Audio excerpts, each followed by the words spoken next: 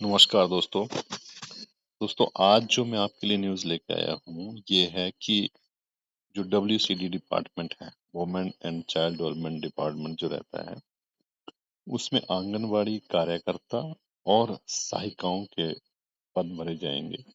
इसके बारे में ये न्यूज़ है। टोटल जो पोस्ट की बात करूंगा वो 18 है और अप्लाई करने की जो लास्ट डेट है वो 1 जुलाई। तो अब हम डिटेल में आपको बताएंगे कि ये कहाँ-कहाँ पे पोजीशंस हैं, इसके बारे में अब हम यहाँ पे चर्चा करेंगे। आंगनबाड़ी कार्यकर्ता उसका बहुत ही एक अहम रोल रहता है कि जो ग्रामीण क्षेत्र जो होते हैं वहाँ पे आंगनबाड़ी को जो है पहला स्कूल बच्चों का माना जाता है। दोस्तों अभी मैं बताना चाहूंगा आपको कि उन्ना में बाल विकास परियोजना हरोली CDPO दफ्तर जो है हरोली का, उसके तहत जो है आंगनबाड़ी कार्यकर्ताओं के 8 और सहायिकाओं के 10 पदों को भरने के लिए आवेदन पत्र मांगे गए। तो मैं ये यहाँ बताना चाहूंगा कि जो आंगनवाड़ी वर्कर जो रहती हैं उसके 8 पद हैं और जो उसके हेल्पर जो रहते हैं उसके 10 जो है इसमें पोस्ट हैं।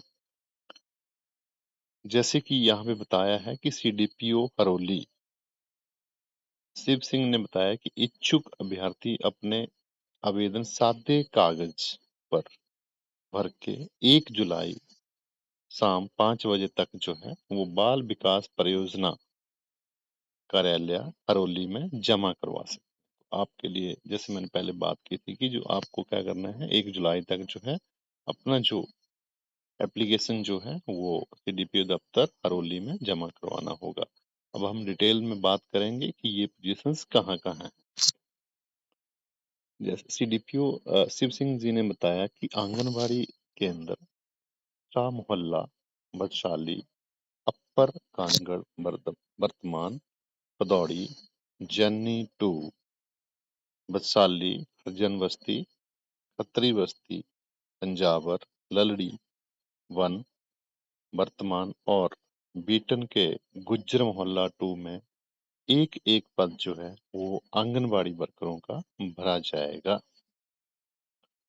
इसके अलावा जो है आंगनबाड़ी के अंदर पागा मोहल्ला, पोबोवा, गौवा मोहल्ला, दुलहर, ब्राह्मण मोहल्ला, गोंदपुर, जयचंद, राजपूत तरखान मोहल्ला, गोंदपुर, जयचंद, बीबड़ू मोहल्ला, दुलहर, ब्राह्मण मोहल्ला, सिंगा, बरवाल मोहल्ला, ललड़ी, लोहार मोहल्ला, बदेड़ा, पुरिया मोहल्ला, स्लो और पटकला निचली बस्ती में सहायिकाओं का एक एक पद जो है भरा जाएगा।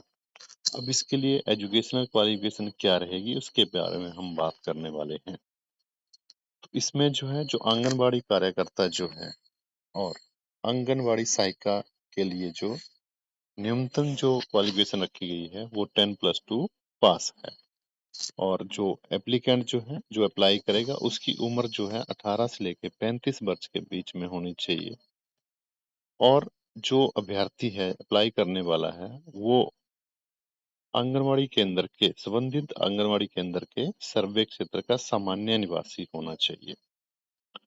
परिवार की वार्षिक आय 50,000 से अधिक नहीं होनी चाहिए, जिसका प्रमाण पत्र नायब तहसीलदार, तहसीलदार, कार्यकारी मजिस्ट्रेट द्वारा प्रमाणित या प्रतिहस्तित होना चाहिए।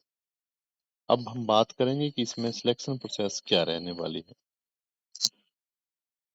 तो इसमें जो भी पोस्टें ये निकाली गई हैं उसमें उसका चयन कुल 25 अंकों में से योग्यता के आधार पर होगा। आंगनवाड़ी कार्यकर्ता और आंगनवाड़ी सहायिका के लिए जमा 2 के प्रतिशत के अधिकतम अंक के आधार पर शैक्षणिक योग्यता के अधिकतम 10 अंक दिए जाएंगे,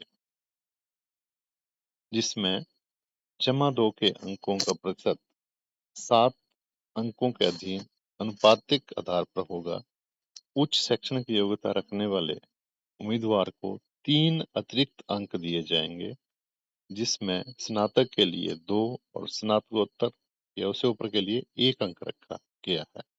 तो इसमें जो बताना चाहेंगे कि 7 अंक जो है वो 10+2 बेसिस पे होंगे और बाकी जो है 3 अंक जो है अगर उसने ग्रेजुएशन कर रखी है तो 2 उसको एडिशनल नंबर मिलेंगे, और अगर वो एमए या पोस्ट ग्रेजुएट है, इससे ऊपर है, तो 1 अंक उसको और मिलेगा। कार्य अनुभव के लिए अधिकतम 3 अंक दिए जाएंगे अगर उसके पास कोई वर्क एक्सपीरियंस है। इसमें संबंधित पंचायत में कार्यरत आंगनबाड़ी कार्यकर्ता, आंगनबाड़ी सहायिका, बाल सेविका, बालवाड़ी शिक्षक, नर्सरी शिक्षक, सिलाई शिक्षक, ईसीसीई की शिशु पालक जिन्होंने 10 महीने तक काम किया है, उन्हें प्रत्येक वर्ष के अनुभव के लिए 1 अंक दिया जाएगा, जो कि अधिकतम 3 अंकों के अधीन होगा। तो मैक्सिमम जो है 3 अंक तो इसमें दिए जा सकते हैं, लेकिन प्रत्येक वर्ष के लिए क्या होगा, 1 वर्ष के लिए 1 अंक दिया जाएगा। अगर उसका 3 साल का एक्सपीरियंस है तो उसको 3 अंक दिए जाएंगे, लेकिन अगर उसका 4 का भी है तब भी उसको 3 ही दिए जाएंगे। 40% या उससे अधिक विकलांगता वाली दिव्यांग महिलाओं के लिए 2 अंक दिए जाएंगे।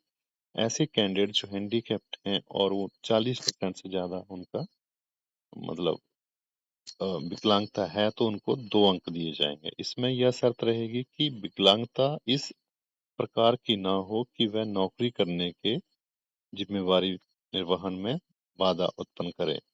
तो इसमें वो भी इसमें देखा जाएगा, क्योंकि जैसे मान लो कि अगर कोई ब्लाइंड है तो इसमें नहीं कवर हो सकता, क्योंकि वो नहीं आंगनबाड़ी में काम करवाएगा। तो मतलब इस तरह की विकलांगता ना हो कि वो उसको काम करने में दिक्कत आए।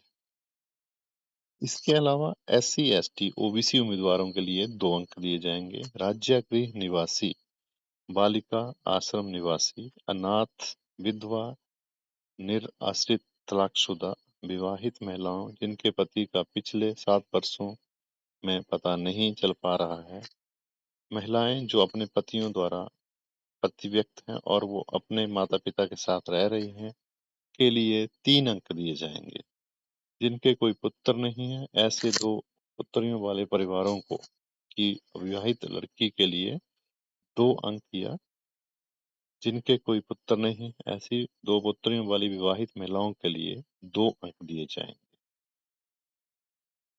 व्यक्तिगत साक्षात्कार के लिए 3 अंक दिए जाएंगे। तो इसमें बाकी तो आपका जो आपके सर्टिफिकेट रहेंगे, डॉक्यूमेंट्स के बेसिस पे मार्क्स मिलेंगे, लेकिन जो 3 अंक जो हैं वो आपको इंटरव्यू के दिए जाएंगे।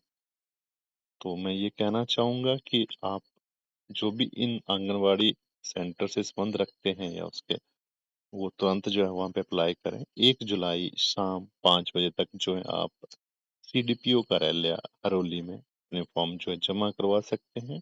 टोटल वैकेंसीज 18 हैं, 8 जो हैं वो आंगनवाड़ी कार्यकर्ता की है, और 10 वैकेंसीज जो हैं वो आंगनवाड़ी सहायिका की है। तो दोस्तों ये न्यूज़ मेरे को आपको देना था। अगर आप इसमें एलिजिबल हो तो खुद अप्लाई करें, अगर नहीं है तो जो हमारी बहनें जो या कोई भी हैं जो इसमें एलिजिबल हैं आपके आसपास, उनको जरूर बताएं और उनसे ये सारा अप्लाई करवाएं। Thank you very much.